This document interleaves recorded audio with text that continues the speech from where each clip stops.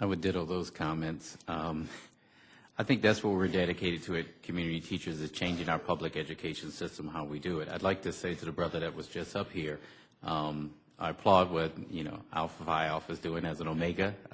I applaud your efforts. I'm going to tell the bros that they need to do the same thing. So, but I would like to just close with maybe one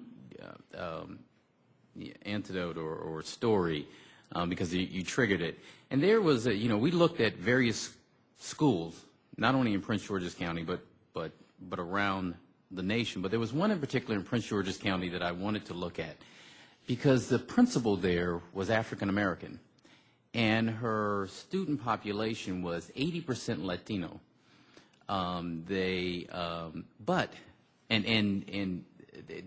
What we measure in the state poverty is by free and reduced lunch.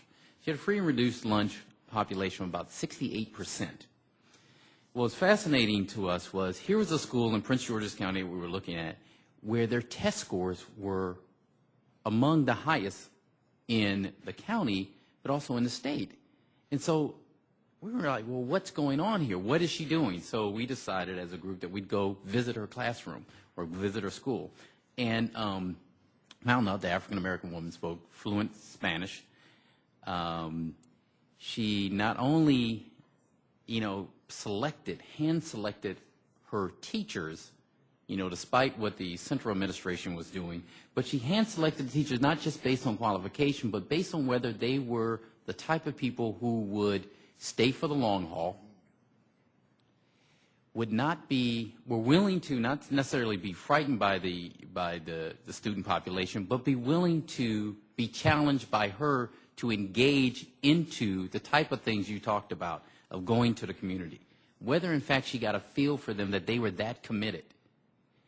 And the other thing was, because unless you were that committed, you weren't going to stay in her program, you weren't going to like her.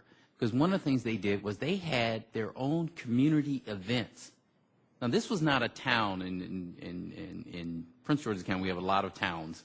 But this was not a town. It was an unincorporated area. But she treated the school as a town center. So she had various parents who spoke various dialects of Spanish, which I speak no Spanish, incorporated into her school. She incorporated a fun run, which she asked me to come on, which I declined because there were hills. But here was a principal that has basically developed a whole community concept of education which went beyond classroom instruction, which went beyond what a normal teacher would have to do, but you had to engage in the parents. And so if her teachers, and she would question them, did not know their students, the parents of the students in the classroom, then they would have a conference with her. So I leave with that story that it can be done. There are examples, and we need to expand on that. I want to support all of my colleagues' comments here, because this is exactly what we did in our project and with our parents and so forth. By the way, we end the year every year with a reception. And last year, we had over 32 high school students receive scholarships to go to college. We're talking students that used to be at 1.9. But we had over 300 parents show up, the principal and the superintendent, and let me tell you, we had translators there. Parents translated for parents and so forth. But the children, and you are my brothers and sisters here, education belongs to all of us. The responsibility belongs to all of us. I'm going to stop with a real quick story. When I was in when I first started school, and I became the ambassador to my students within the first 2 years of special ed. Let me tell you what happened. I was the lightest complected in the class, and whenever I asked the teacher for things, 9 times out of 10, she would say yes.